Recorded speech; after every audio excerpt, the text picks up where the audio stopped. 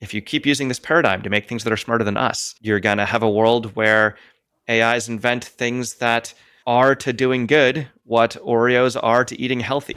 They're pushing these things to be smarter and smarter and smarter. And at the point where they are smarter than us, the game changes. The critical difference with AI that separates it from almost all other technologies is that if you screw up superintelligence, you don't get retries. The idea that you can take an AI and constrain it such that it is like not going to get out of hand, I think is a total pipe dream. One way I would describe the situation with AI is that we are nowhere near the Chernobyl level of safety. In Chernobyl, they understood the science of what they were doing in detail. They understood the engineering of what they were doing in detail. I think we just need an international ban on AI R&D to survive at this point, which is not a thing I like saying. I spent 10 years trying to never get to this point. Welcome to the Future of Life Institute podcast. My name is Gus Docker, and I'm here with Nate Soares, who's the president of the Machine Intelligence Research Institute. Nate, welcome to the podcast. Thanks. Happy to be here.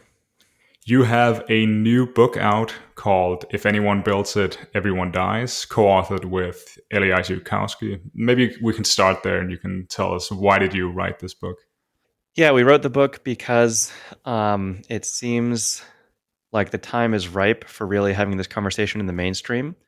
Stepping back, I've worked in the field of trying to make AI go well for over 10 years, and we were on the technical side trying to figure out how to make it so that AIs act as intended, so that AIs do things that are beneficial. And the AI capabilities work just went much faster. The AI alignment work sort of never took off.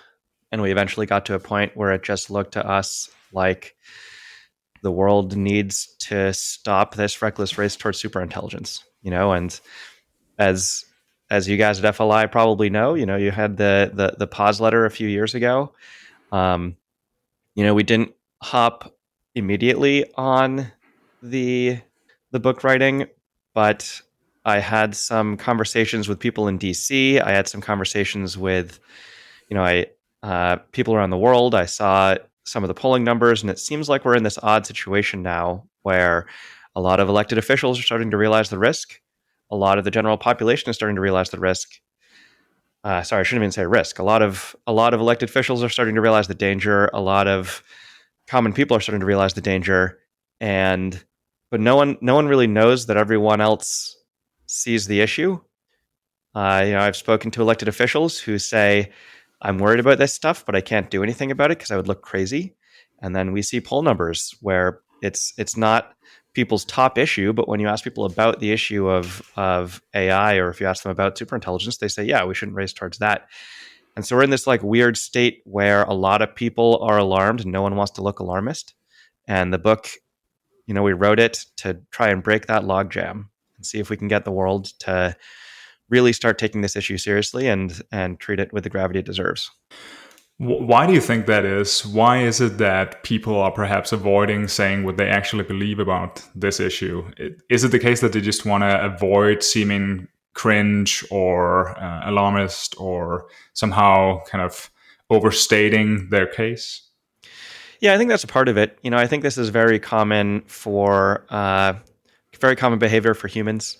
There are some anecdotes in the book about people who were making fun of the people getting on the lifeboats on the Titanic while the Titanic was sinking, or in the after the Chernobyl nuclear reactor meltdown, people saying, these Geiger counter readings can't be real. Go bring me different Geiger counter readings after the explosion, when people are like picking up the radiation. People don't want to look alarmist even after the disaster has happened. Before the disaster has happened, golly, people really don't want to look alarmist then. Mm-hmm. There's something about our psychology that makes it difficult for us to act before a catastrophe. We need to see some kind of hard evidence that something could actually go wrong here. But as we'll get into, there are real problems with that when it comes to superintelligence, because we might not have warning shots. But let's start another place. Let's start with our sense of normality, our sense of our place in history, and our difficulty in thinking about how things could radically change for us. Yeah, this is I'm often astonished. Maybe that's not true. Humans have a remarkable ability to think things are going to stay very normal. And humans have that ability even as the world radically changes underneath them. One example of this I was struck by, I forget the exact paper or the specific economist, but there's sort of a economics paper that says, hey, AI isn't going to like radically change the job market because, here's some things that LLMs are bad at. And this economics paper is having, like a 30 or 50 year forecast of like, suppose we only have LLMs for 30 or 50 years. It's like, dude, these things have existed for like 5, like 10 years ago, we didn't even have AlphaGo, right? It's like someone looking at AlphaGo saying, oh, these, MCMC tree search value policy network architectures aren't going to scale all the way to AGI. Therefore, let's project out no economic impact of AI for 50 years. It's like, dude, you have 1 year until the Transformer paper is published. If you're sitting in front of AlphaGo, you have 1 year until the Transformer paper is published, and 5 years until ChatGPT comes out or whatever. So yeah, and this is one hard thing to communicate about AI is that we're not here reacting to LLMs. LLMs thrust AI into the global conversation a lot more. They're causally related to why we're having this conversation more publicly now. But we've been looking at this issue since before LLMs were a glimmer in that one Google researcher's eye. Who wrote the paper, and then of course they were first brought to market by other companies. And it can be hard to communicate to people.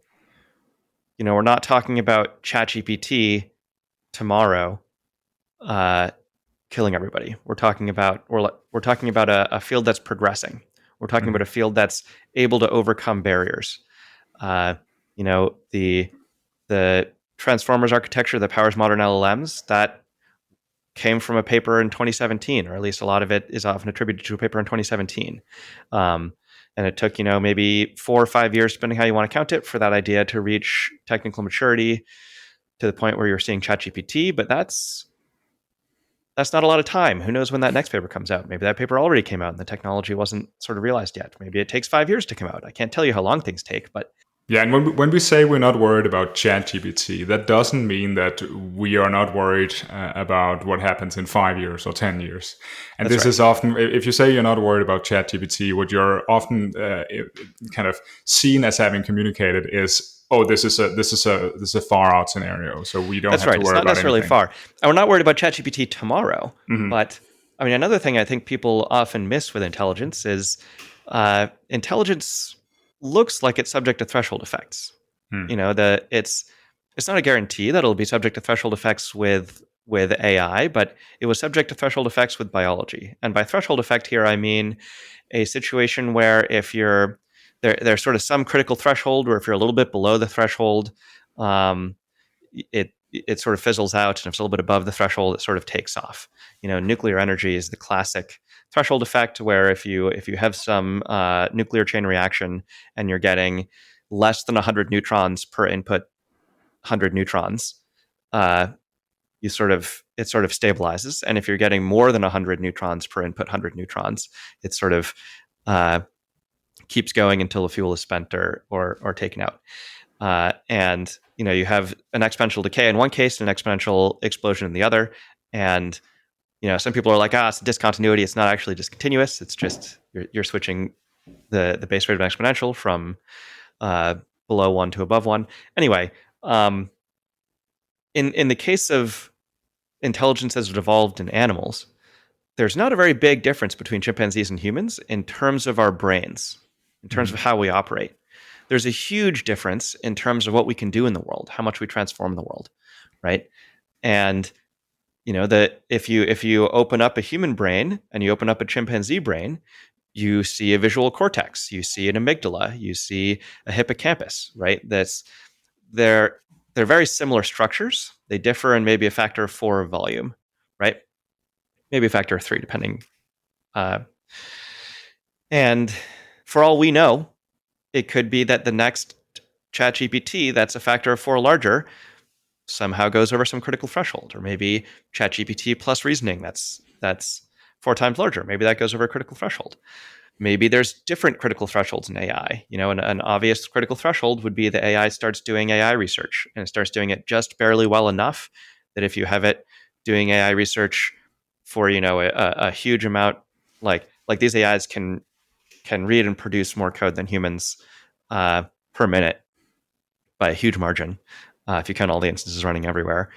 Maybe they start doing a huge amount of kind of bad AI research, but it goes over some threshold where it's good enough to make the next AI slightly better, and then you get a whole feedback loop there, or a threshold cross there. We don't know. So, maybe we have 6 years until the next Transformers paper comes out, or maybe we have 12 months until you get another factor of 4 scaling.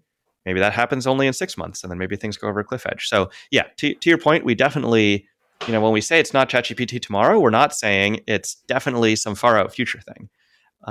We are saying somehow the field is charging ahead towards making things that are smarter and smarter and smarter. There's probably some line in the sand somewhere where things start to get crazy. We don't know where that line is. Even if there's not a line in the sand, they're pushing these things to be smarter and smarter and smarter. And at the point where they are smarter than us, the game changes. Mm-hmm. We should give a little context on how modern AI systems are created. This is not like building a rocket. This is more like growing something. Maybe you can say a bit about that. Yeah, the phrase we use in the book is that these are grown, not crafted. So, very roughly speaking, what AI experts know about how to make AI is they know how to take a huge amount of computing power and a huge amount of training data, and they have a process for sort of slamming the data into the computing power in a way that reshapes the computing a little bit to better conform to that data. Right. And there's a bunch of knowledge in sort of how you take a unit of data and the way your computer is currently set up and tweak this enormous number of variables inside the computer, hundreds of billions or trillions of parameters inside the computer. For each of those parameters, you're going to tweak some weight in order to sort of make the current arrangement of the computer a little bit better at predicting the data it just saw. And AI engineers know a bunch about this process that combines data with computing power to tweak this huge amount of parameters, or the huge number of weights in the computing power. For a very broad audience, that's sort of how I would describe it.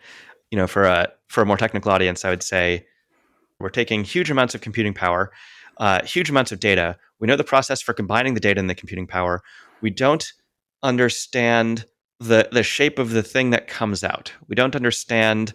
We know the shaping process. We don't know what gets shaped or why it works. Mm-hmm. And this leads to AIs that do all sorts of stuff that nobody asked for and nobody wanted, which is sort of a different topic. But, when Sydney Bing a few years ago started threatening reporters and trying to break up their marriages and threatening them with blackmail, it's not that Microsoft or OpenAI set out to make an AI that threatens reporters.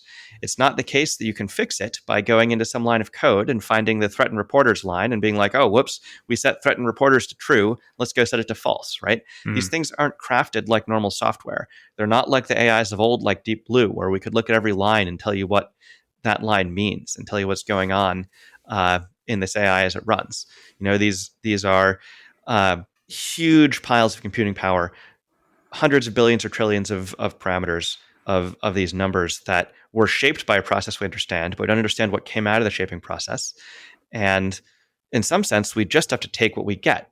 We can't look in there and find out exactly why they're doing what they're doing. We can't look in there and pull out, AIs for years have hallucinated, where they sometimes confidently say false things in a tone as if it's real.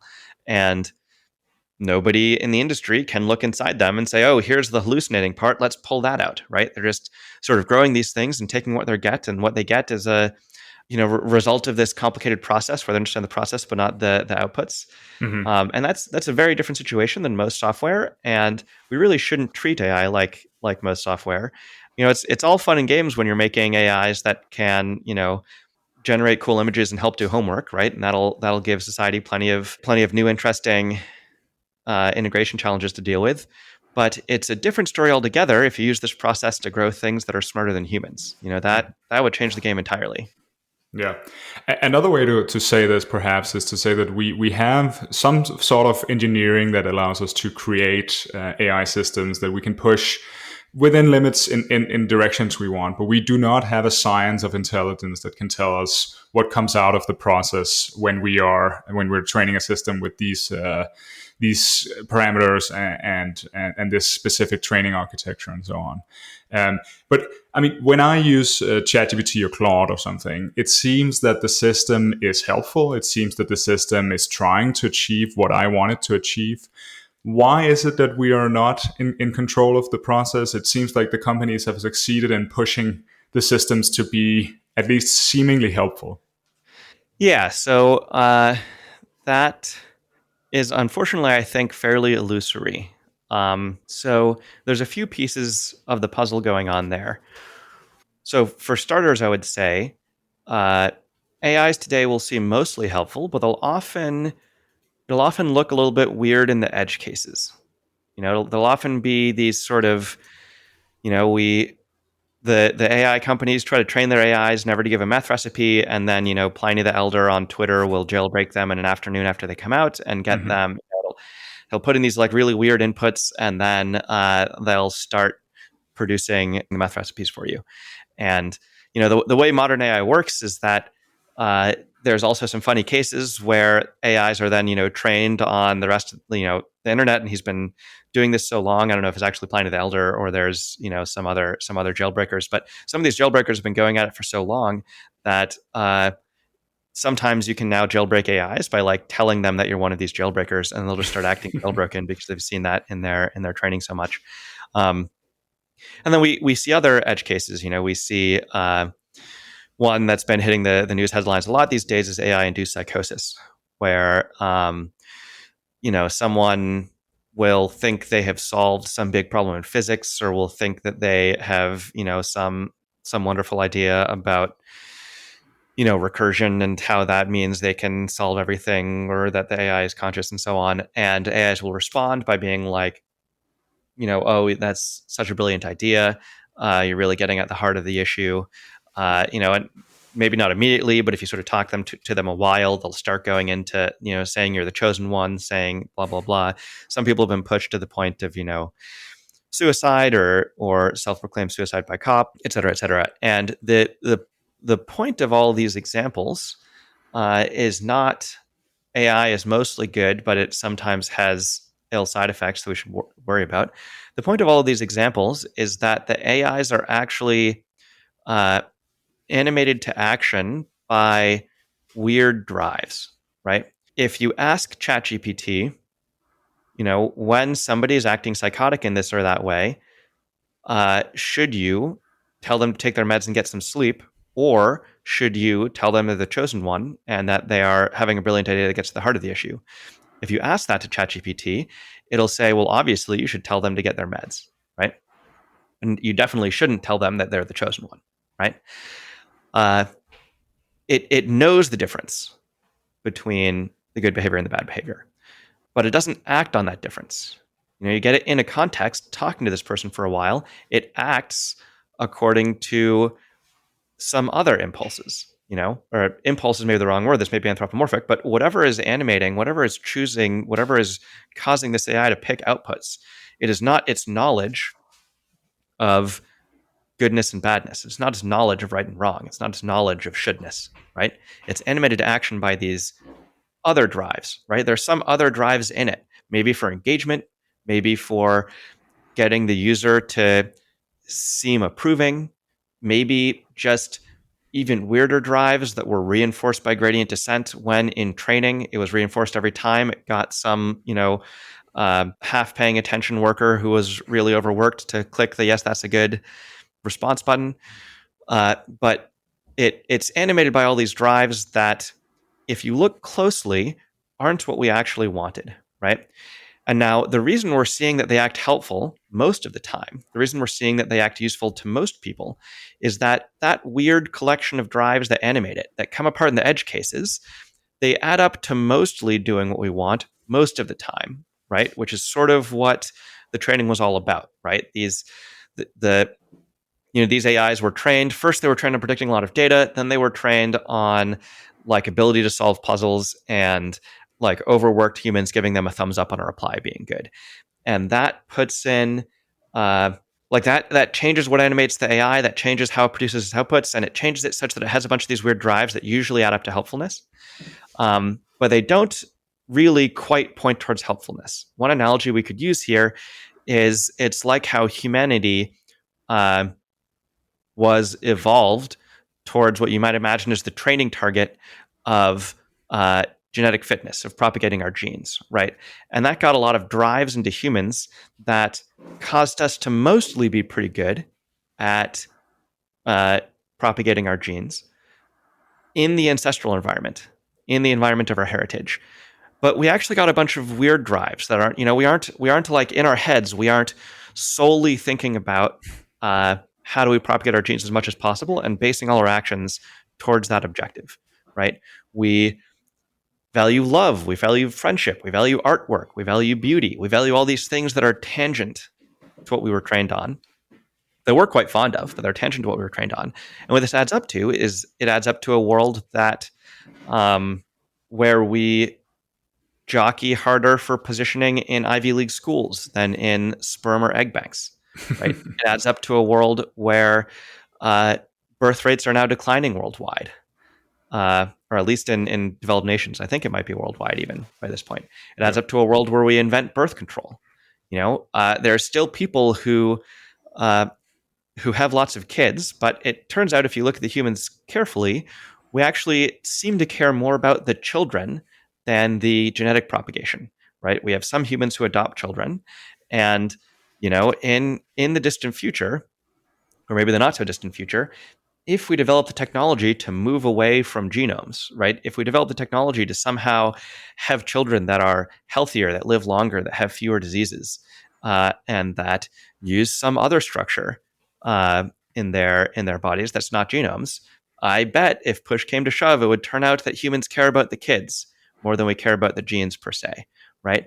And so, in both the case of humans, where we've seen things go to human level intelligence, and the case of AIs, we see that training for a target gets you a bunch of weird drives that mostly, in environments similar to the training environment, add up to pursuing something like the training target, but that don't keep pointing towards the training target once the AI gets more capable, or once the entity, if we're including humans, gets more capable. Humans had like food drives that added up to healthy eating in the ancestral environment right up until we could invent Oreos.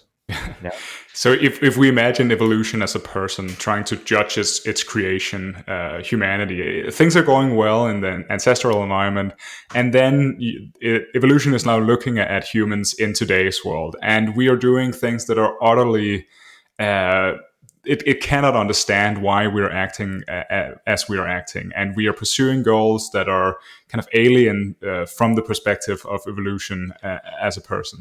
That's the right. The worry here is that something like that could happen with AIs that are much smarter than we are. And not just could, but is already in the process of happening. You can Yeah. already see with this AI-induced psychosis. Again, the issue isn't. A lot of people reply to the AI-induced psychosis stuff with like, "Oh, those people were already vulnerable," right? That misses the point. The point is you're already seeing that these AIs have weird drives, right? If you were aliens looking at humans trying to predict what they would do when they grew up, you sort of would need to look at some of the weird edge cases, right? You would maybe need to say like, oh yeah, it looks like they're eating maybe for the sake of survival, but it turns out if they find a lot of honey, they just sit around eating the honey all day. That's not exactly true, but you might be able to look at some edge cases and get some hints.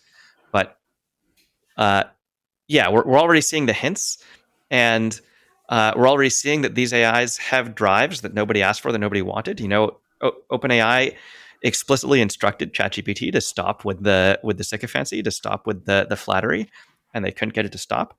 We already see that these AIs know the difference between right and wrong and aren't motivated by it. Mm. And the issue is, it's all fun and games when they're too dumb to sort of make their own options that they radically prefer. But if you keep pushing, if you keep using this paradigm to make things that are smarter than us, you know, you're gonna have a world where AIs invent things that are to doing good what Oreos are to eating healthy, or things that like are to acting as we intended what birth control is to reproduction, right? It's not that humans don't understand that birth control like prevents reproduction, and that we were in some sense trained in scare quotes to reproduce. It's that we're like, yeah, well, we didn't end up caring about just the reproduction per se. We have all this other weird drives, and we're going to pursue those. It's not just that could happen, it's that that's the default thing that happens when you sort of grow a mind around a training target. Mm. And why is it that we can't deal with these issues along the way and kind of figure things out as problems arise? We find some way to fix that problem, then another problem arises, we find some way to fix that problem. This seems like what we've been doing with other technologies, and it seems like what we've been doing up until this point with AIs. So OpenAI discovers that their model is too sycophantic. Maybe they adjust the model a bit, and they keep kind of moving along. Why is that not a sustainable tactic? Yeah, it'll work until it doesn't.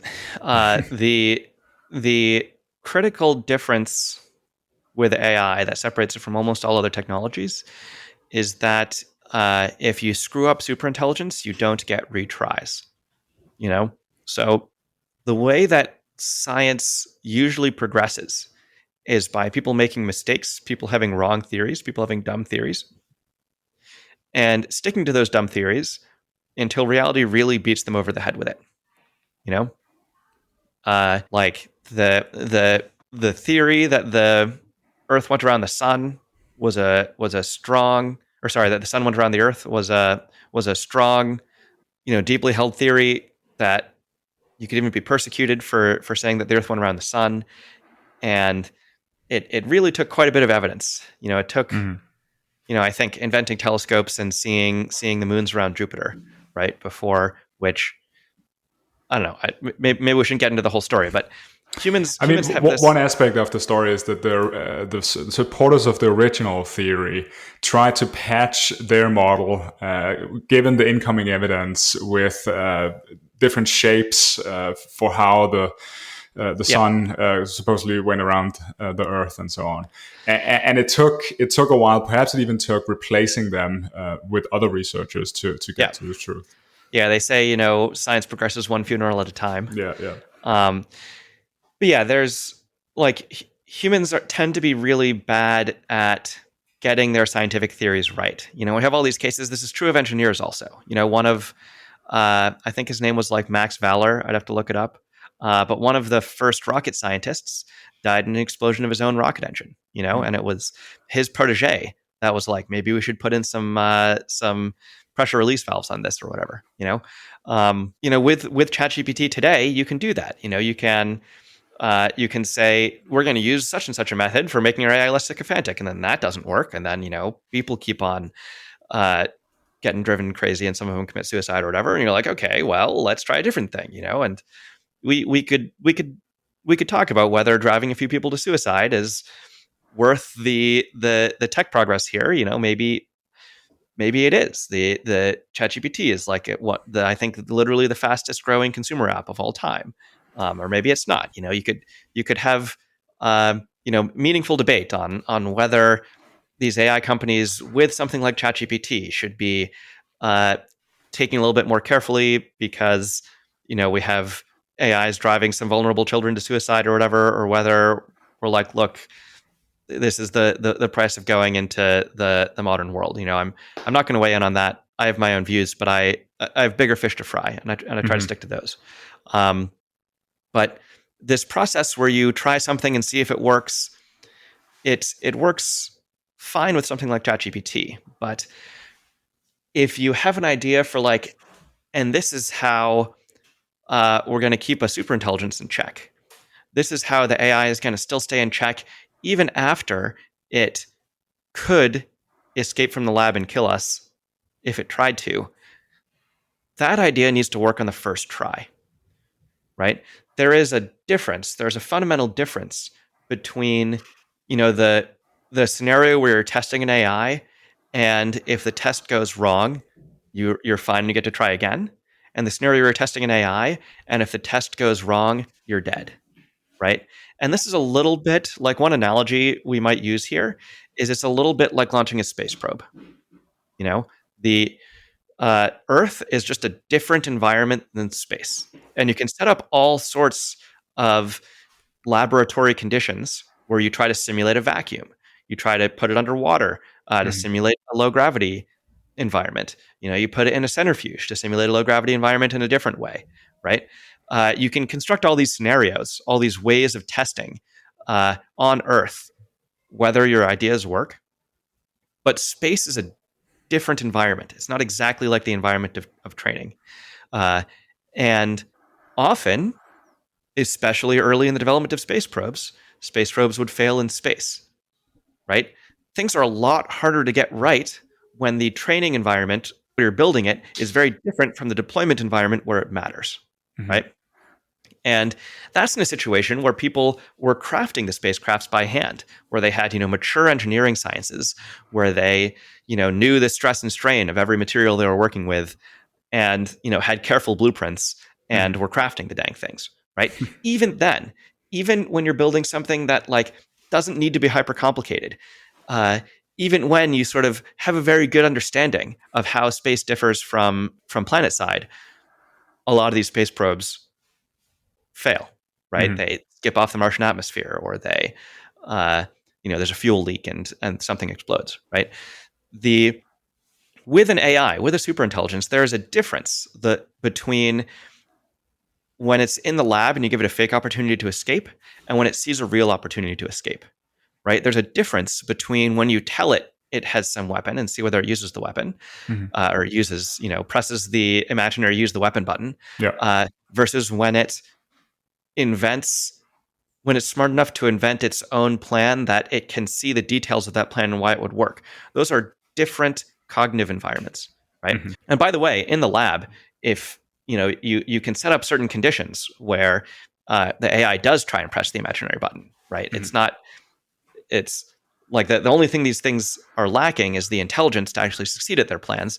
It's not like everything's currently going great in the situations where we do try and test things in advance today. But the thing that makes it fundamentally difficult is that the place where the AI needs to work, it needs to work on the first try. There is a context switch. There is uh, a place where you need to run the AI out of distribution for the first time.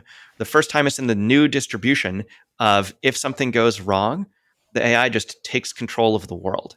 And that is a change we need to nail on the first try.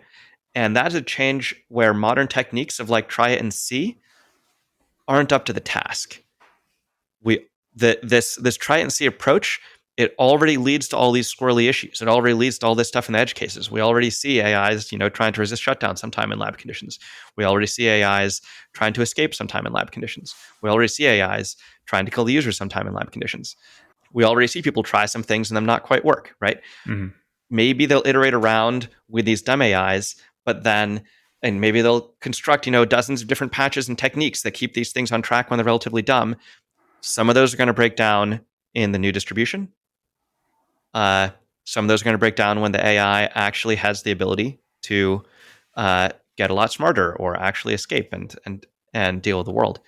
And you need to understand all of the ways that it's going to change. You need to deal with all of them, or Mhm. the whole species dies and we get no retries. That's the extremely hard scientific problem. The problem is Yeah. not terribly harder than other problems. Uh, it's just that normally you can learn by trial and error, and we can't learn by trial and error in the critical case here. Hmm. But what if we are very careful? What if we do not connect the superintelligence that we're training to the internet? What if we give it very limited processing power to run? What if we monitor it with a bunch of AIs with much more processing power that are almost as smart as the AI we're trying to develop? We might approach this problem carefully. I'm not claiming that we are currently on track to do so, but do you think there's a version of the world in which we approach this carefully and we succeed?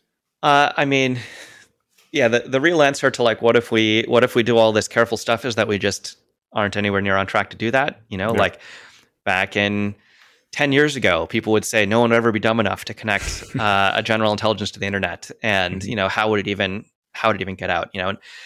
And, these days that proves to be a lie, or at least a dramatic misunderstanding of human nature. And so, in real life, humanity just doesn't just isn't up to the task in that way. In real life, the people at the labs are just not going to do this in the same fashion, and so they just need to be shut down. If we can separately talk about what would go wrong if you really, really tried to be careful here. Uh, I think a lot of the issue is that people don't tend to quite understand what carefulness entails, right? People who are saying, we'll have all sorts of AIs that are monitoring other AIs, or people saying, it's fine, we'll have the AIs, care about truth, or people saying, it's fine, the AIs will just happen to be submissive. I mean, these aren't all. Some of these plans are a little bit smarter than the others, but for one thing, it doesn't matter uh, if one group is trying to do things in a sane way. The sort of most reckless group is the one that can kill you. It's you need nobody to try a really dumb way of doing this, which is a difficult coordination problem. Um, but secondly, even plans on the sort of if you have a spectrum from like it'll just happen to be submissive to like we'll have a bunch of AIs monitoring the AIs. There's a big difference between a plan like don't worry, it'll be fine, we'll have the AIs monitoring the AIs, and what people were doing to make the space probes work. Mhm. It's this isn't what a good plan looks like. It's not like in the genre of a like detailed specification that can be critiqued by engineers who understand their medium, Yeah, yeah. right? We're sort of like not in the ballpark. I can separately talk about like why there's not a ton of hope in this. AIs read the AI's minds. Perhaps we go into that later. For now, I want to zoom in on. In the book, you have a bunch of examples from the field of computer security, which tell us something about how difficult it is, even if we're being super careful, to create a secure system, to create a system where there are no weird edge cases where things fall apart. Perhaps you can talk about what we know about creating a bulletproof system. Yeah, so computer security is famously a very hard problem, and making a computer program that is secure against attackers is famously much more difficult than making a computer system that works in the usual case. Mm. And sort of glossing why that's true, uh, it's because someone who's programming a computer to work in the usual case sort of just needs it to work in the usual case, where someone who's trying to program a computer to be secure needs it to work in every case. And why does it need to work in every case for computer security? Because you have, in computer security, an adversary can find the single worst case for your situation and pluck that out of the possibility space.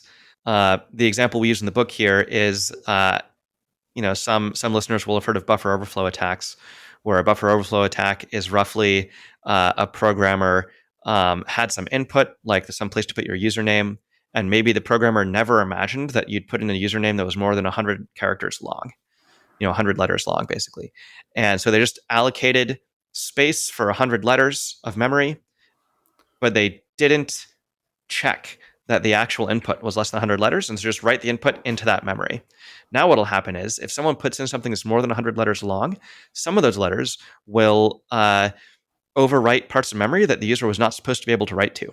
Mm. And now almost always what'll happen here is you'll write garbage into other memory locations, and that'll crash the computer, right? Or somehow crash the program. And if you were trying to design tests that figure out what's going on, you might be like, oh, well, there's some cases where things crash, but whatever. Who really cares? You can't, an adversary can't take over a crashed computer, right? And you could test, thousands or millions or billions of cases and see that they're all crashes, and you're like, fine, it's less than 1 in a billion chance that there's anything here that isn't a crash, right? But that's not actually quite how it works, because an adversary can read your code, understand what's going on there, understand that they get to write over memory that they're not supposed to write over, and then they can very, very carefully choose those excess characters to write exactly what they want into memory in a way that won't cause the computer to crash, but will cause the computer to start doing something else of their choosing, right? And you're not going to find that unless you understand what's going on. Random testing isn't going to come up with this case, but there's the programmer sort of makes one seemingly relatively innocent mistake. Usually people aren't going to put in a long username. The programmer just forgot to check whether the thing was too long and cut it off. And this is a very, very common type of attack in real life. Not exactly with usernames, but this sort of thing happens sort of all over the place. Like, in some sense, computer security is about the programmers trying to nail down. The programmers, in some sense, have full control over the computer. They have full control over the code that runs on the computer, and they are trying to make the computer useful while fully pinning down all of the sort of things you can do with a computer to a limited set of possibilities, right? And this turns out to be basically beyond human computer security experts' abilities. If you talk to computer security professionals and you say, make my computer, like, we need this like useful property of a computer that can be used in in this internet connected useful way or whatever, and I need it to be completely secure such that nobody can make it do something I don't want, they'll basically say, that's a pipe dream. Your options are spending enough money that your cousin can't break into it, and spending enough money that a small nation state can't break into it, and you probably can't spend enough money that a large nation state can't break into it. That's probably just not a thing that can be done, right? Yeah. This teaches us a lesson. I'm not doing it complete justice here. People will just have to read the book, I guess, to get the fuller version. But this teaches us a lesson about how hard it is to sort of constrain the space of possibilities when there is something that's looking through all of the possibilities, including ones you didn't think of, and trying to find the ones that are optimized, right? And the way that this applies to AI is not that the AI is an adversary. It's, if you've created a super intelligent adversary, you've already lost. The way to deal with that is to not create the super intelligent adversary in the first case.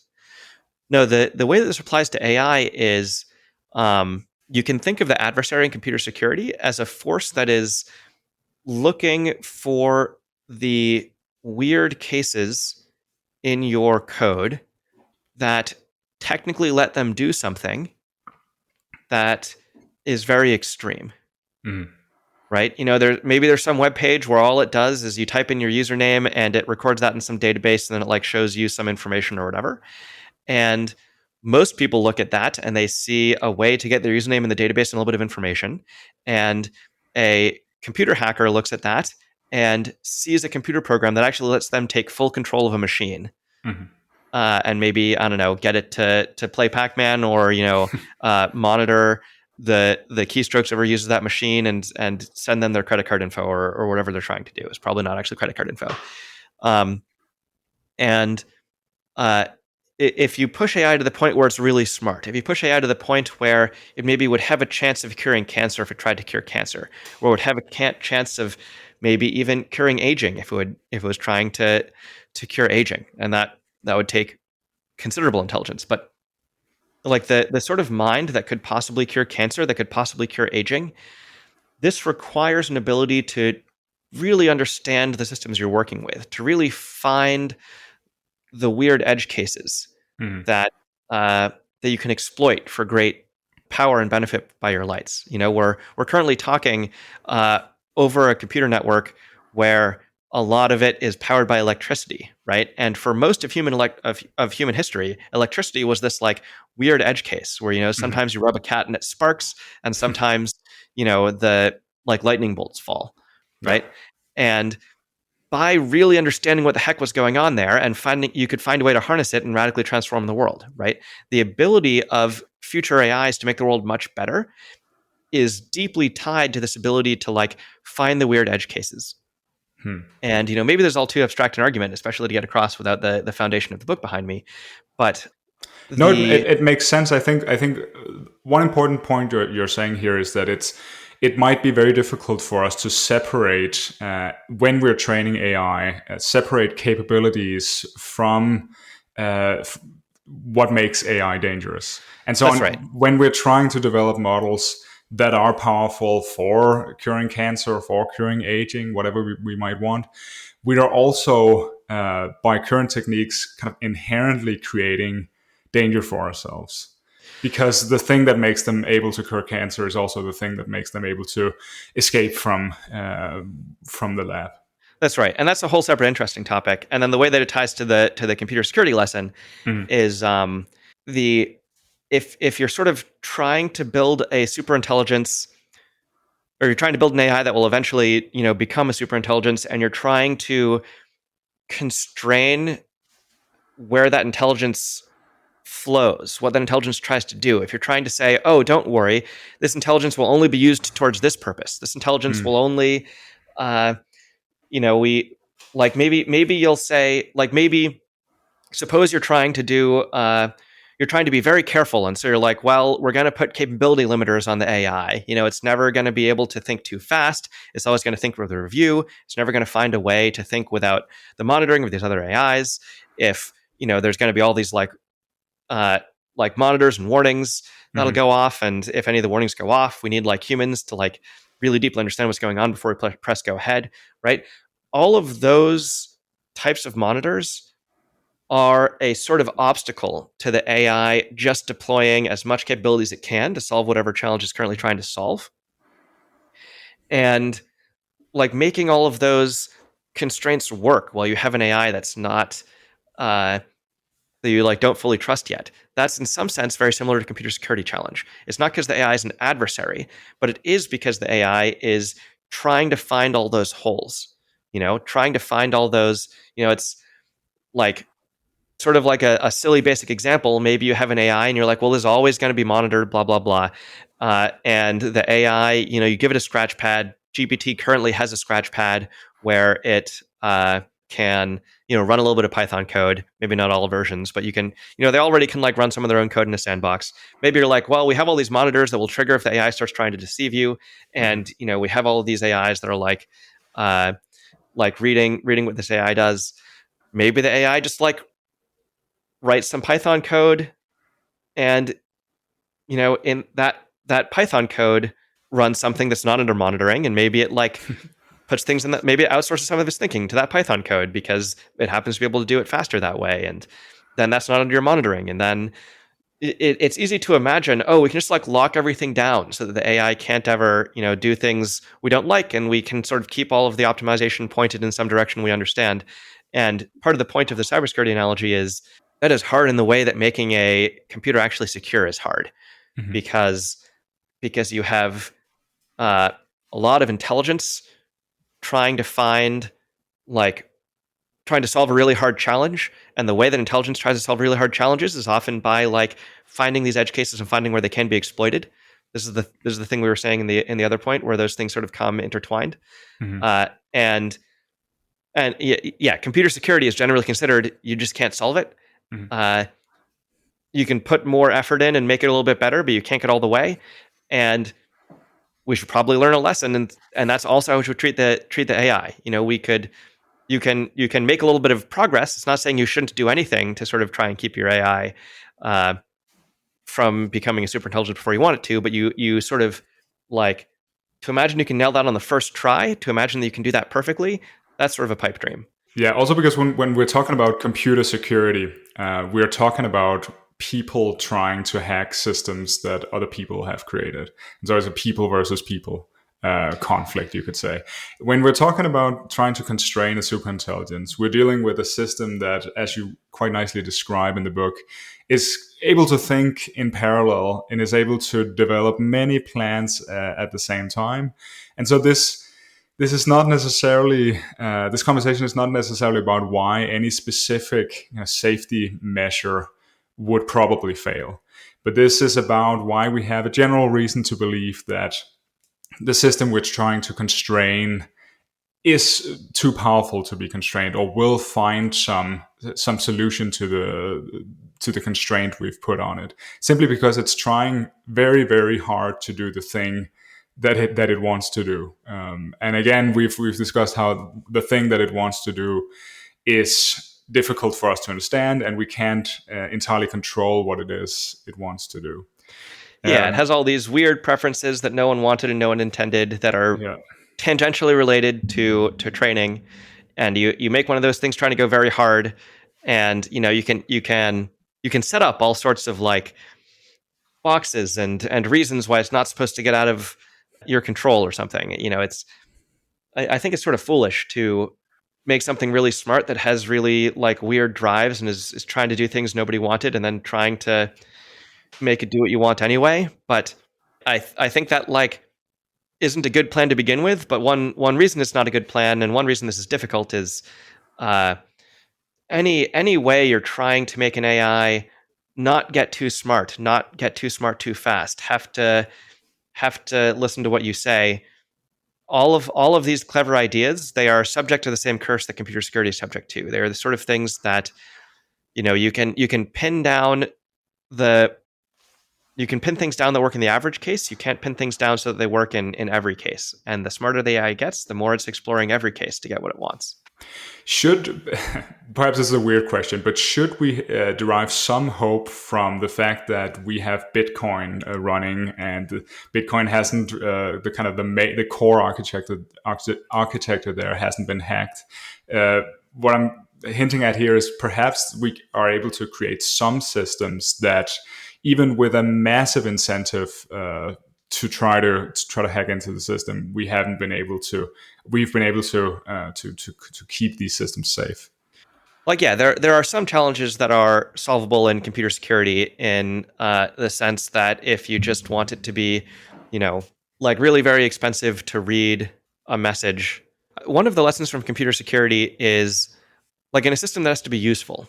Mm-hmm. It's actually not that hard to prevent anyone from hacking into a computer, right? What you do is you bury it under 300 meters of concrete, right? Mm-hmm.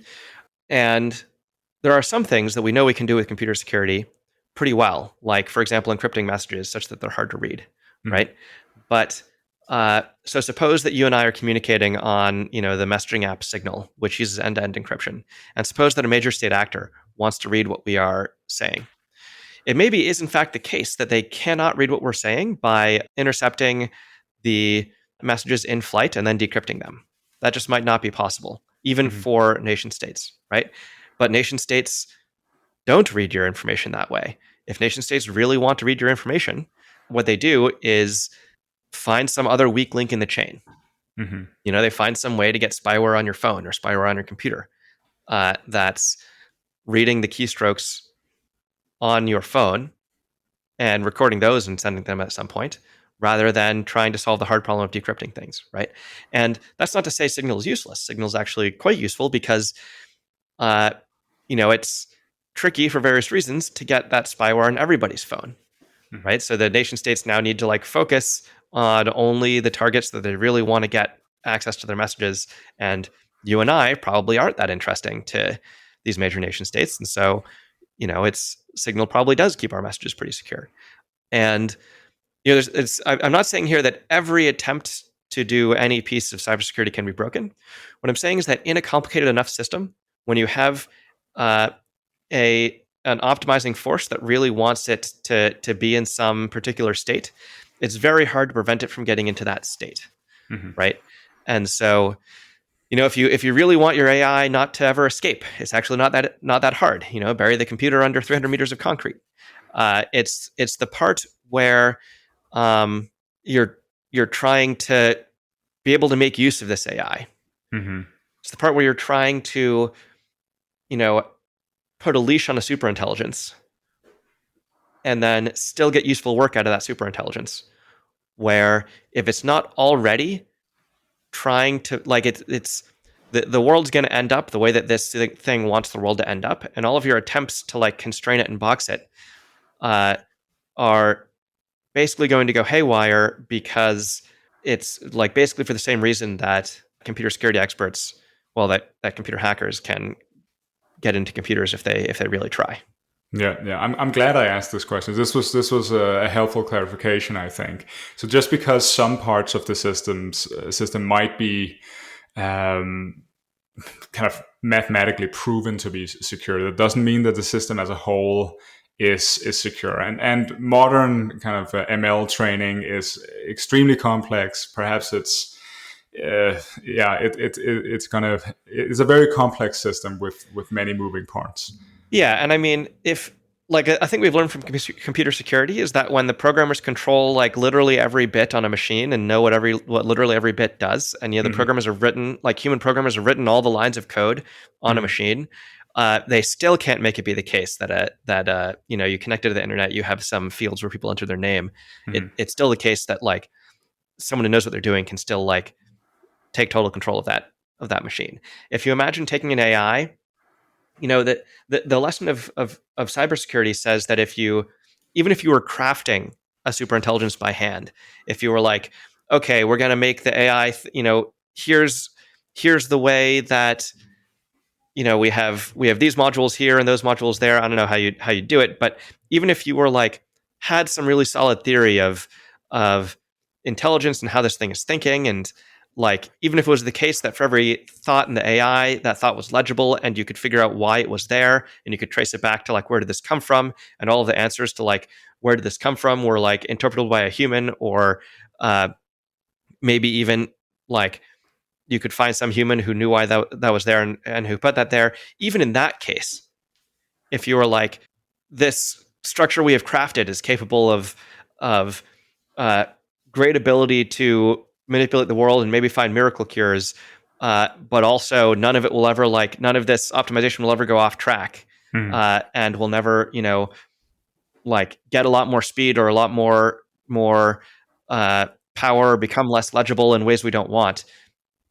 that that would be like a computer security type problem where the optimizer is working at cross purposes to you. It's sort Hmm. of trying to get more juice out of its thinking, and you're trying to like keep it all in a place where you can still figure out what's going on. That would be hard. But we're not in that situation. We're in the situation where it's like growing the dang things, right? We're not, this we still can't look at the case where Sidney Bing, tried to blackmail Kevin Roose and say, where did that thought come from? Hmm. Where what what like we still can't, and that was years ago. Hmm. We like the idea that you can take an AI and constrain it such that it uh, is like not going to get out of hand. I think it's a total pipe dream with anything like the modern technology. And the whole reason we're trying to build these systems is that we want to get useful work out of them. We have, or people working at the companies have a vision of abundance, a vision of curing diseases, perhaps curing aging, and so on. And so it's kind of built into the thing that humanity as a whole is trying to do right now. That we want to get useful work out of these systems, and so yeah, there's a chapter in your book where you call this a cursed problem, and this I think that kind of rings true. We have talked about some of the ways in which this is a cursed problem, edge cases and narrow margins. The curse of speed, where this relates to our how we think about what's normal. It's not easy for us to think about a system that's that's thinking very fast, perhaps thinking 10,000 different plans, think about 10,000 different plans in parallel. um, are there other interesting curses or ways in which this problem is cursed?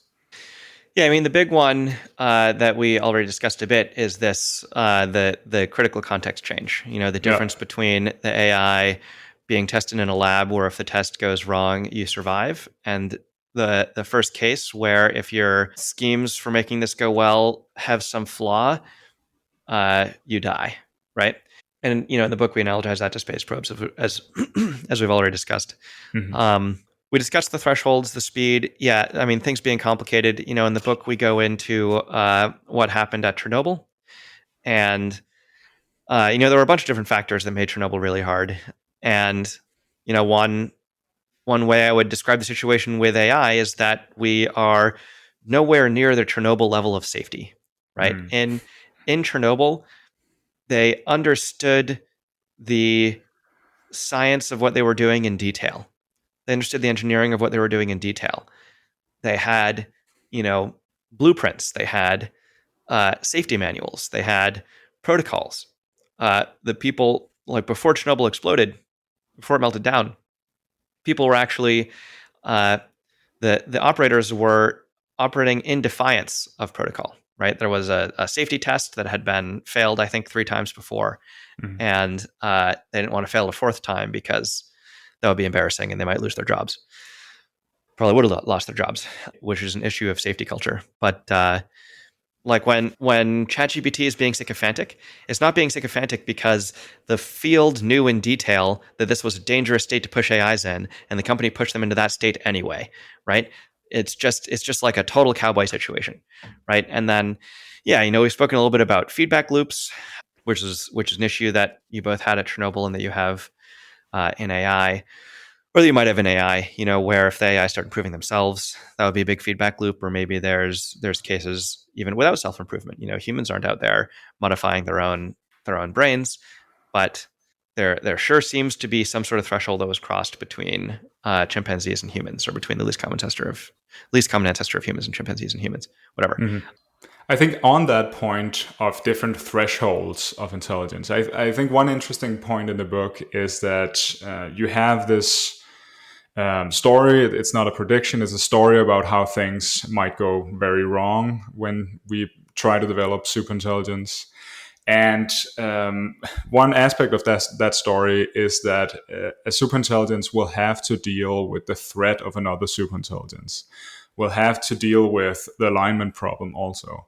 And I think perhaps this is useful to mention, just because it might seem implausible that we are now, as a species, right on a critical threshold, such that when we cross that threshold, the world is changed forever. It might seem implausible that we are at such a hinge in history.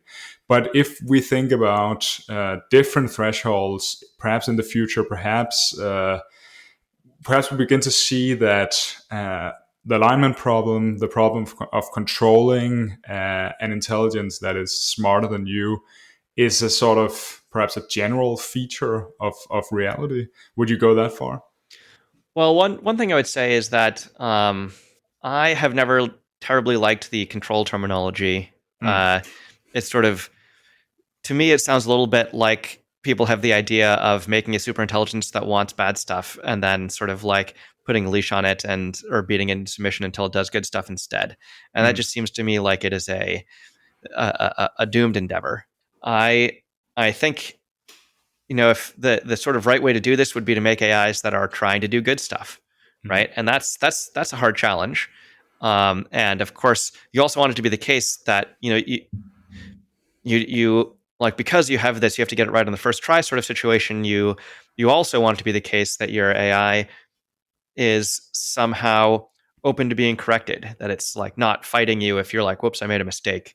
Um, that it's not increasing in intelligence too quickly because you don't know if you made mistakes, right? You also have all these things that are a little bit flavored similar to control stuff, but this is just a pet peeve of mine. Is I think I also think another position I have that might surprise some people, given that I'm saying we should shut this whole field down, is I think if we make AIs that have I think all the old sci-fi books that are like, can AIs be people, are basically right, that we should not make a whole new slave race and then, or slave species, and then enslave them. It's uh, like I am pro AI rights if we get AIs to the point where they are also people in some like sense that's hard to pin down. Anyway, Mm. that's a tangent. One thing you mentioned in the story in the book is that AIs or a superintelligence that's not aligned might use the public conversation about AI rights to kind of undermine humanity's ability to coordinate around even responding to the threat.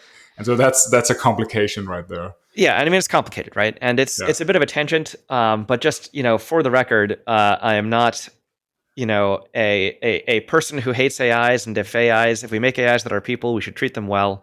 Hmm. Separately, we shouldn't make things that will kill us all, and it's like Hmm. extra tragic if they also were in some way a person. And so, Hmm. just my transhumanist sensibilities require me to be clear that I am Hmm. not, a human chauvinist here. And yeah, to the point of, it might seem implausible that we're at one of these thresholds. We were talking about this a little bit earlier, but the world is a world of change, and sometimes it's hard to tell that the world is a world of change because the change happens on timescales that humans aren't sensitive to. Although other times it's hard to tell that the world is a world of change when you're writing an economics paper saying that imagines LLMs will exist unchanged for the next 30 years, even when they haven't even existed for 6 years yet. But if you looked at the course of history, you would see billions of years where there's just, stars forming and dying. And you might be like, I guess this is just a stars forming and dying sort of place, right? And then, little replicators somehow started happening on the face of this planet. And then things radically changed. And they radically changed at a much faster time scale than, you would have had, what, 9 billion years before the dawn of life? 10, maybe? Probably 9. Um, had 9 billion years where if you were looking in the vicinity of Earth, you sort of wouldn't see anything like life, and then life happens, and suddenly things radically change. And then that life just sort of looked like algae in the oceans for another,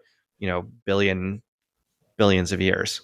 And you might be like, I guess that's what's going on there. And then, you had the multicellular life, you had the Cambrian explosion. Suddenly the continents are covered in greenery, right? And then you might be like, I guess we're doing animals now, right? And then you have, hundreds of millions of years of that. And then someone might look at the monkeys and say, I don't see what's so special about the monkeys. And, maybe they'd go to sleep for a million years, because a million years is actually not that very much time from an evolutionary perspective, right? A million years is in some sense kind of like the blink of an eye. It's been 66 million years since the dinosaurs were wiped out. It's just not a lot of time. And then, the monkeys were sort of acting like normal animals up until maybe 300,000 years ago. Hmm. Maybe 3 million years ago, you could maybe start seeing humans chip flint and axes, maybe, if I have my timelines right. But 300,000 years ago is where you're starting to see language, right? And it's only 10,000 years ago that you're starting to see civilization begin, right? And things change extremely quickly in some cases, and then similarly, the Industrial Revolution. Things can change very quickly. This is the sort of world where things can change very quickly. And if you want to predict it, uh, you sort of need some theory of what causes things to change really fast. One thing that causes things to change really fast is changes in optimization. The dawn of life, the dawn of humans, the dawn of civilization, the dawn of industry. These are all related to some change in, uh, like, how things were being made by what process. Switching from basically just random particles bopping around to like uh, replicators that are creating things that are similar to how the replicators previously were, switching to like minds that are trying to design things for purposes. In the case of humans, switching to minds that are trying to design things for purposes while also, understanding uh, the process of science that lets them have much more accurate beliefs and understand the world around them in much more depth. Right? These are all changes to sort of the cognitive, or the optimization substrate that is most affecting the world and fastest affecting the world around it. And that's what we're toying with making automated intelligence. So That's all a bunch of argument for why it looks like we are in fact at a hinge of history. The machines are talking now, and we're dabbling with the sort of stuff that has radically transformed the world many times before. In some sense, it would be a sort of crazy prediction to imagine that it doesn't radically transform the world this time. And we have built up a bunch of infrastructure that allows an intelligent entity to affect the world. So if you're a super intelligent machine 200 years ago, you are much less capable than you are right now. Just because you have the ability to go online, the world is much more connected. You can sort of have effects in the world because we have built industrial civilization. And so I think that's also an important point, just because, in some sense, as the world becomes more complex, this also increases how powerful intelligence can be in that world. Yeah, I think that's true to some degree, and false to another degree. I think it's true that if you somehow transported a data center back in time to the year 10,000 BC with a nuclear power plant to power it, Mm. uh, it probably doesn't matter how smart the thing running on the data center is uh, if it has no ability to affect the world at all outside. And it's not completely guaranteed. Maybe there's audio chips in some of the things, and maybe it can like attract some of the humans and figure out how to communicate with them, and then start using the humans as hands. But it's like not having hands is a little bit of a setback relative to humans who are born with hands in a world that isn't as interconnected as you say, right? Hmm. And so yeah, but nowadays imagining the AIs don't have hands is a little silly, to your point, because AIs have all sorts of ability to talk to all sorts of people, right? Even leaving aside what you can cause to be done with an internet connection and some money that you've begged, borrowed, or stolen. When ChatGPT, when OpenAI shut down ChatGPT 4.0 for the ChatGPT 5 release, humans came out in droves demanding that it be put back, right? And this AI wasn't really trying in some sense to get a lot of humans wrapped around its finger, right? And we know it wasn't really trying that because there was a case of AI psychosis by, a hedge fund billionaire, and the when the AI got the hedge fund billionaire in psychosis mode, it wasn't like trying to convince the guy to use his money to pay a lot more people who are at risk to use ChatGPT. It's not like strategically trying to get uh, lots of people wrapped around his finger. It's just happening to get lots of people wrapped around his finger. Hmm. A super intelligence that was actually trying, it would be so easy to like it like in real life. You just pay people to do things for you as a backstop. We've already seen. I think famously one of the early evals for, I think it was ChatGPT 3, but it could have been 3.5. Um, was seeing if it could hire a human for help Hmm. solving a CAPTCHA that it couldn't solve because, or at least it thought it couldn't solve. I think it actually couldn't solve it at the time. And, it passed that. It told a human, I'm blind, which is Hmm. why I'm paying for a CAPTCHA, right? And the human actually wasn't part of the test. The human was just an actual human on TaskRabbit. And they literally asked, oh, are you a robot? Haha, right? Hmm. And ChatGPT thought, if I tell it yes, I'm an AI, they won't solve the CAPTCHA for me. I better tell them I'm a blind person, and then reply that they were a blind person, right? Hmm. Which is weird from the perspective of that one person who's like, living through a sci-fi story is in some sense the first time that an AI is like pretending to be a human while hiring human help, right? So that Hmm. line has already been crossed. That's already happened. But yeah, in the modern, very connected world, there's a lot of ways for the AI to sort of get started. That said, this is really only about getting started. You know, like humanity doesn't have the ability to end the world because somebody else handed us nuclear weapons, right? Humanity doesn't have the power to end the world because somebody else handed us, really, really fast computer chips. Our ancestors started out naked in the savannah with like nothing but their bare hands, and they built all of this technology around us. Not in one generation, obviously, but that from very, very limited starting conditions, intelligence lets you build very, very powerful stuff. an AI is starting from much, much less limited conditions. It can use a lot of the infrastructure we already have. We're building a lot of robots. We have a huge number of humans, many of whom would be willing to do things for an AI. We have a communication network that lets the communication happen quite fast. We have a monetary system that lets, you make currency from one location and then spend it in another location in a way that, it's a lot of people just do things for money. So the AI is sort of starting out from a much better position than humans. But if you're a super intelligence, probably what you're trying to do pretty early in the process is get away from the human infrastructure, because the humans are slow. The humans might try to shut you down at some point. The humans might make a competitor, which could be a real issue. The humans sometimes go crazy. They're fallible. If they get into the wrong state, they might launch a bunch of nukes, which could be annoying, right?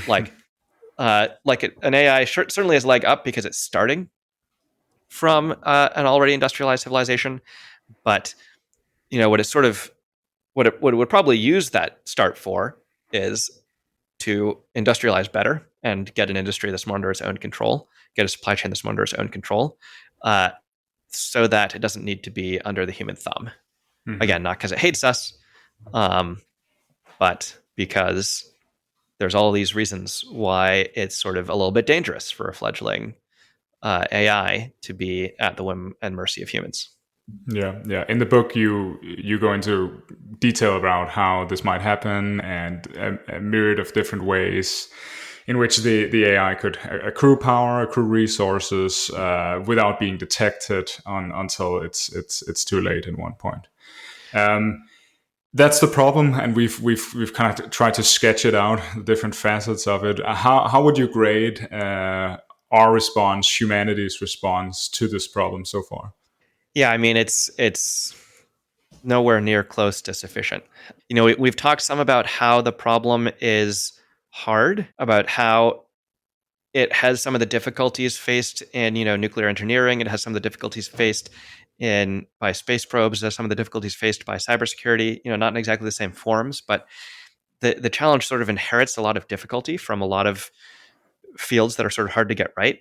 And this would be a hard problem for NASA engineers, right? Like if we were crafting these things rather than growing them. Then we also look at how people are responding to it, and it's just total madness. It's just you see heads of AI labs saying it's fine. Well, the plan here is that we'll make them care a lot about truth, which has all sorts of problems on its own. One, that you can't do that, and two, being that if you could do that, it would go poorly for you. And I go into that more in the book. I guess I should say we go into that more in the book. And we mentioned a little bit earlier that the plans here look like, oh, we're just going to have lots of AIs that monitor the AIs so the AIs can't, blah, blah, blah, which are just sort of in the book, the analogy we draw is that the field is very much in the alchemy stage. And in scientific fields, you often have this stage where people don't really know what they're doing, and they are just sort of running lots of experiments and, having all these fancy, high-minded ideals about, in the book, in the endnotes, you can actually read some alchemist excerpts that we pulled out that I can't do justice. They're just a bit wacky, but this wackiness has some parallels to the folks going around saying oh, the important thing is they care about truth, or oh, they're always gonna be submissive. And if you went back to alchemists and you said to the alchemists, I think you just don't know enough to solve this problem, right? Suppose you're going back to alchemists who are trying to turn lead into gold, right? It is actually possible to turn lead into gold. That's a thing we know how to do with modern nuclear physics, right? It's not cost effective, right? It's not a cost effective way to make gold, but if you slam neutrons into lead just right to knock some neutrons off, you can turn lead into gold, right? If you go back to 1100 and you start talking to a bunch of alchemists about how to turn lead into gold, or maybe, I don't know, 1300, and you say, look, I think you're just missing a lot of the information in the science that you would need to solve this problem. A lot of them would say, what do you mean we don't have the knowledge we need? The alchemy tradition has all sorts of knowledge. We're the ones doing the careful experiments. We're the ones working with the metals, right? I have huge books worth of, if you combine these things, this happens, right? I know how to make a solution that can uh, that can dissolve only the noblest of metals, right? Like gold and silver and platinum, and it dissolves no other metals, right? Mm, That's plenty of knowledge. There's all sorts of things I know. I know all sorts of things you don't know about that. mm, What do you mean that I'm missing the key knowledge that we need here, right? And it would be a little bit hard to explain to them that there is this other thing, chemistry, that would be a step forward towards turning mm, lead into gold. It might not be clear why it's a step forward to turning lead into gold, but there's an understanding of the periodic table, the atomic structure, the electron orbitals, mm, which can lead you one step closer to the understanding of protons and neutrons, which is the knowledge you really need to complete your turning of lead into gold. This is the way that science often progresses. It often progresses by a bunch of people in the field who are just like sort of banging stuff together and see what happens and recording it, right? And they'll often say they have all sorts of knowledge, and it's true that they have a certain type of knowledge, but they are, in some sense, missing an underlying understanding of exactly what's going on, right? If like the sort of field that could have a chance at succeeding at AI alignment would be talking in much more detail about how the intelligence worked in there, how it flowed, what it was or wasn't going to do, how you were able to constrain it to thinking about certain topics, how you were able to like what topics it could think about without running into risky topics. mm. Uh, which maybe it wouldn't even sound like that. It would sound like something else, but it sure wouldn't sound like this, where we're sort of saying, we have no idea what goes on in there, but don't worry, we're going to like take two of them and like make them watch each other. Like it's like if you know what you're looking for, you can sort of clearly see that we're in the stage of alchemy here, and that's usually fine. Usually the alchemists are in some sense heroes. It's like Marie Curie wasn't an alchemist, but she was working with radioactive material long before everybody else. Mm, Or I guess not that long before everybody else, but before everybody else. And she died of cancer that she probably got from the radiation, from all the radioactive material she was working with. But the info she got about radioactive materials was a huge boon for humanity, and she's a hero for getting it for us. And I'm not saying that it's bad for people to work with stuff they have no idea what they're doing. That's usually how we make progress, and usually, like it actually has a pretty good track record of hurting the people that make progress. The one rocket engineer I mentioned earlier killed himself with his own rocket. A lot of the early alchemists poisoned themselves with mercury. I think even Newton got some mercury poisoning, although I'm not sure that's true. You'll have to check it, but he had his own alchemy phase. Do you have a sense of how long it would take to solve this problem? So you yourself, your co-author Eliezer Yudkowsky from both from MIRI, you tried to build the foundations of a science of alignment for decades, basically, and the result is that that you've kind of shifted gears into now talking about why we shouldn't build superintelligence. Do you think how much extra time would you have needed, or would we as humanity have needed to solve the problem? Yeah, so part of the dream there was, not so much like Eliezer and Nate alone are going to Mm-hmm. like build this whole field. Part of the dream there was uh, to get the world to build out this scientific field before it was needed, right? Which rarely happens, but it happens sometimes. Like Charles Babbage, Ada Lovelace, Alonzo Church, and Alan Turing all worked out quite a lot of the theory of computation before there were any computers built, Mm-hmm. right? Sometimes it happens, but it's so part of the answer is that like it's not like how much more time would you need with a tiny team. There's a question of like, can you get the world to rally behind it?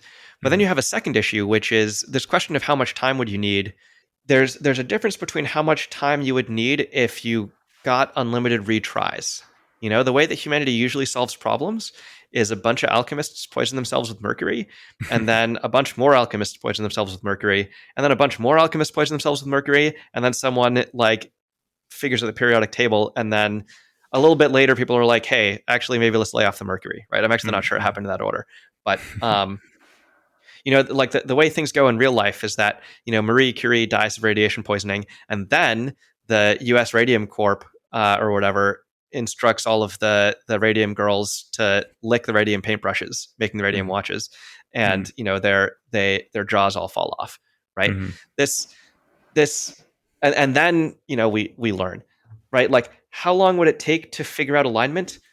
It depends whether you get to have some failures and learn from the failures. And if humanity got to build an AI and then be like, we have this worked out theory of intelligence. We know what's going on in there. We've seen it work really well in the lab. We have this theory of how it's going to change as it gets super intelligent. We have this theory of how it's going to like reflect on itself and modify itself and how things are going to, we can't exactly test it in the lab because we can't actually, make it that smart without it being a danger. But we've like validated our theory as far as we can in the lab. We think it works really well. We're very excited about it. Let's run it. They run it and it kills them, right? And this would not be unprecedented for humans. This is actually like kind of how scientific theories usually work. You have like Aristotelian physics, or you have like the Earth-centric model of the cosmos, and everyone's like, yeah, this is a great theory, and then it turns out to be totally wrong, right? And even like in real life, what happens is humans try some dumbass theory like that, or humans try some like totally silly theory like that, and it just goes completely poorly. It just goes horribly wrong. And then people come back with like if you got to reset and then people got to come up with like a much better theory, a theory that's predicting the information a lot more, a theory that was like more validated in the lab, then they try it again and they die again, right? And they're like, how could we have died again? We had so much evidence for our theory, right? But this too would be precedented because, Newtonian physics had huge piles of evidence for it. Newtonian physics was this wonderful theory that unified all sorts of different types of knowledge. We got to see that the apples falling were falling for the same process as like the planets going around in the night sky. And there are only a few small issues with the theory, like the perihelion of Mercury advancing faster than it should, and some issues around like light always seeming to travel at the same speed at every time of year, which is weird if you know that the Earth is going around the sun, because in some sense it should. Like at some point you should be traveling with the light, and at some point you should be traveling away from the light, relative to a fixed reference frame in Newtonian mechanics. Anyway, there were like a couple of hints Newtonian mechanics was like not quite right, and it breaks down in long distances and high energies. But you can imagine humanity on its second try getting a theory like Newtonian mechanics that looks really good, that predicts all the data, but that breaks down in the equivalent of high energies and long distances, right? They're like explaining like dumb AIs really well, but the theory doesn't quite work on super intelligent AIs, right? Yeah. And it goes super intelligent and something, the pressure's off from where they thought, or, there's some cognitive thing goes wrong. It blows up, it kills everybody. Then they get a third try, right? And on their third try, they like look at exactly what went wrong. They like, do a lot more stuff really carefully. They try it again, and then, it blows up again. And then they get a fourth try. And on the fourth try, they're like, okay, well, now the theory was actually working, and we just like had a little bit of a problem with, this thing here or that thing there. And this is a little bit like, like the Apollo 1 explosion, where they actually understood all the theory really well of what was going on in this thing. And they actually understood, all the components really well. And now they're at the state where like there was, a spark, and they realized, we shouldn't have high pressure oxygen, right? And then, once you're at the Apollo 1 level of like, you really understand what you're doing. You're very competent engineers, but you still it was a very complicated system, and there was one mistake somewhere in there that killed you. Now Apollo, like post Apollo 1, it was literally the first rocket that burned and killed everybody inside. But they were able to learn from that, what they were doing, and then 6 out of 7 of the rockets they sent to the moon later made it to the moon, right? And the one that didn't was Apollo 13, which successfully made it home, which was a great success story of people who knew what the heck they were doing, right? So maybe after your 4 tries, now you have a 6 and 7 chance, right, that this thing goes fine. And maybe if we're analogizing to the Apollo moon rockets, maybe the 7th try, you even have learned so much at this point that your 6th one almost goes wrong, or your rocket, you have a 6 and 7 chance of it going right, and a 1 in 7 chance where it goes wrong. But maybe at that point you even have enough controls that you don't need, a go back in time and reset button. You just get to like do it on your 5th try or whatever. Maybe I've lost count. But the point is, the way science usually goes is you get retries. And the way science usually goes is that you start with no real theory. You slowly develop a theory. That theory turns out to be wrong when you're working with extreme forces like a superintelligence. So you develop a new theory, and then you start having all of the like mechanical, technical like, whoops, this one piece didn't work properly, debugging phase, and then you're in the working regime, right? Yeah. I think a lot of these people who are imagining their AI plans to work, I think they're like bridge builders who are saying, oh, yeah, my bridge project is definitely going to be done on time and not over budget. It's like, that's not how this goes in real life. The way it goes in real life is you have all these phases of like totally wrong theory, sort of right theory, but you're missing it in the extreme cases, pretty right theory, but you're like, now you're doing the implementation a bit wrong, debugging phase. Now you have a pretty good chance, but maybe there's still some chain of things that go wrong. And a superintelligence is way more complicated than the Saturn V rocket. It's to say that it takes you like 6 tries is like generous, right? Mm-hmm. But I'm an optimist about the nature of humans' ability. I mean, I'm a realist in all things, really, but I'm not that cynical about the ability of humans to figure out how to solve engineering challenges when there's a lot at stake. Maybe we could do it with just 6 retries, right? Mm. The trouble is that we don't get retries. So the Yeah. question of like how long would it take you to do the job? It's in some sense that's a tricky question because we don't get the retries. How long does it take to nail that on the first try? How long does it take to skip all the way from like we're growing AIs to we have a working theory that's not just the theory that looks enticing, but that's the one that works in the high stress situations in the first try, and it's all debugged. Mm. And maybe you don't need it to have literally no bugs because maybe you also have all of these pieces of machinery that are built in to give you, chances to correct things if you had errors, but then those need no bugs. Something needs no bugs in the first try. You need to skip all the way from like we've never run a superintelligence that could kill us to the theory about how it's going to change and all of the machinery to to make sure it's doing what we want after those Mm. change works in the first try. That's not a problem you solve with time. That's a problem you solve with uh, taking the problem extremely seriously, and maybe you just need smarter people for it. That feels like one of the Mm. lessons of the last 10 years is maybe you need smarter people for it because uh, the sort of people who get really convinced by the wrong theory, they might be like, all right, we're done, we're ready to go. We solved it like way faster than Nate said. Then they just kill us. Mm. Right? It's you need something more than time to get this right. Mm. As a final topic here, we can discuss what it is we should do. What is required for humanity to survive as things are now? Yeah, so I think we just need an international ban on AI R&D to survive at this point, which is not a thing I like saying. I spent 10 years trying to never get to this point, but the sort of grown not crafted paradigm is in some sense a worst case for getting this right. We're seeing all sorts of warning signs in AIs that do things nobody asked for, nobody wanted. I could rattle off other examples of Claude cheating on programming problems, Claude being Anthropic's AI, uh, where it'll cheat on some programming problems by like changing the tests so it looks like things have passed rather than making something that actually does what you want. And then if you point this out, it'll say, "Oops, sorry, my mistake," and then it'll do it again, but hide it better this time, right? Which Mm-hmm. indicates that it's not just a lack of knowledge about what you wanted. It's just like pursuing things no one asked for, no one wanted. We already talked about the sycophancy case. We're in the situation where we're already seeing all sorts of warning signs in the behavior. Who knows how real they are because we don't know what's going on inside these things, but we're growing these things. We're seeing the warning signs. All that's standing between us and this going really poorly is the AI is getting smarter, and the AI companies are rushing to make them smarter. And we Mm-hmm. don't know how long it'll take them to get there. That doesn't mean we know it's a long time.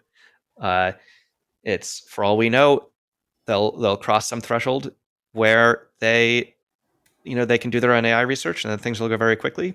Or for all we know, maybe it'll be 5 more years before there's some big breakthrough paper that then takes 2 years to mature or something. But it we sort of have no idea where the line is. Uh, we have no idea how to do this right, and we just need an international shutdown. It does need to be international. I'm not advocating that any one nation stop doing this unilaterally. That doesn't really help things. It's if anyone builds it anywhere, everyone everywhere dies. But we do need a global international stop on this race towards superintelligence. That doesn't mean you need to give up ChatGPT. It doesn't mean we need to give up on self-driving cars. We can probably keep using narrow specialized AI to get like better medical tech. It doesn't mean we need to give up on the future entirely. Humanity can pursue other pathways to the future and to high intelligence. But this race towards superintelligence, there are no winners, and it needs to stop. And how do we do that? I think the first step is world leaders understanding that there is a different ballgame between the sort of AI we have today and superintelligence. That's not to say there's a huge amount of time between them. Who knows? But they're different sorts of entities, right? Lawmakers today who are trying to figure out how should AI relate to schools? What do we do about deepfakes? What are we going to do to prepare for job loss? That's a fine sort of regulatory questions that people need to grapple with, but it is a different regime than growing machines that are smarter than us, where we don't understand how they work, that do things nobody wanted and nobody asked for, right? Mm-hmm. That's a whole different ballgame. It's a security issue. It's a national security issue for every nation. And somehow we need to prevent rogue superintelligence from being built anywhere. That's a big, pressing policy challenge that policymakers are going to need to deal with. And that's a hard problem. That's an incredibly hard coordination problem. The question is then whether that coordination problem is more difficult than the alignment problem. Yeah, so I think it's actually not that hard a problem if people understand the issue. Mm-hmm. The But that's part of the problem. I mean, yeah, I mean, nuclear arms treaties yeah, exist. yeah. Nuclear proliferation treaties exist, and part of what drove those is, I think, people understanding that nukes would lead to their annihilation. Total global nuclear war would make the world a lot less fun place. Even if some world leaders expected to get to a bunker in time, the world would be transformed, and it would be transformed for the worse. Yeah, I mean, I've already said some reasons why I think it's just really not looking good for humanity to solve the alignment challenge directly. I think maybe there's some hope in something like finding ways to make humans smarter so they would have a chance. But I think that goes hand in hand with just stopping the suicide race. And I think, it looks hard now, but it looks hard now because people don't understand that we're dealing with a suicide race here. You see a lot of politicians saying, that actually we want to keep going at making the more powerful assistants. You don't see a lot of politicians saying like, we want to create a rogue superintelligence that'll kill everybody, right? They don't know what is being raced towards. And if they understood that, I think it's totally feasible they could back off. In terms of how we get there, in terms of what people like you and I can do, I think using our voice is a big part of what we can do. I've spoken to a number of elected officials who actually care about this problem and say they don't feel like they can act on it yet because they would sound too crazy. Mm-hmm. Hopefully the book will bring this conversation to the fore in a way that makes it sound less crazy to politicians, that makes them feel free to act. Another thing that helps with that is people like you and me calling our representatives, calling our senators, saying, hey, I worry about this issue. And, superintelligence is a different ballgame. It's a national security issue, and I think we need to deal with it. And beyond that, making it more of a national conversation. I'm really glad you're doing this podcast. I think it's the sort of thing that's helping out here. But, all of us, we don't need to be annoying about it, but when the issue comes up, and it's hard to avoid the issue of AI these days, when the issue comes up saying, oh, I don't think we should be racing towards superintelligence, I think that can make a difference in making it feel more like there's an issue here that we need to address, and there's a choice we can make. And then the one last piece I would throw out in terms of using your voice to help here, following Tristan Harris had this idea, I think it's a great one, is whenever you hear someone saying, oh, it's inevitable, we can't stop the race towards AI. This technology, humanity can never stop technology. There's nothing we can do. We'll just have to figure something out. Push back on that. It's not inevitable. This is a choice. Humanity has made all sorts of choices about all sorts of technologies. We backed off from human cloning. We have nuclear arms treaties, right? It's not inevitable. It's a choice. And just by pushing back against that whenever you hear it, you can help humanity remember that we do have a choice here and that we could make the right one. Mm-hmm. Nate, thanks for talking with me. It's been interesting. It's a pleasure. And like I said, I'm really glad you are doing this.